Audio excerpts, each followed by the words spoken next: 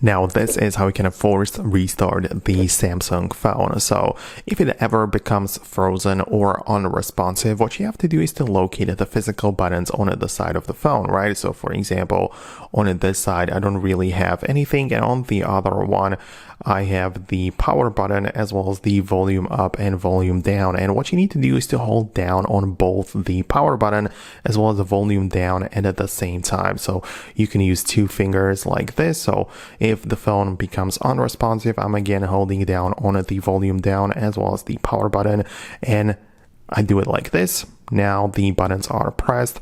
I still keep on holding, right? I get the buttons to restart or turn off the device, but I just keep on holding regardless, waiting for whatever happens, right? And now I can lift it up like this once the Samsung logo shows up, and I should just wait now until the phone kind of like reboots and restarts, and hopefully beyond this point it's going to work fine without any issues or glitches. So this is how you can force restart the device.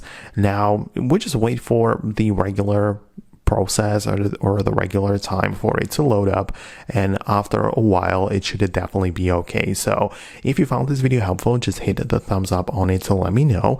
Definitely subscribe for more tutorials and videos like this one, and I'll see you later.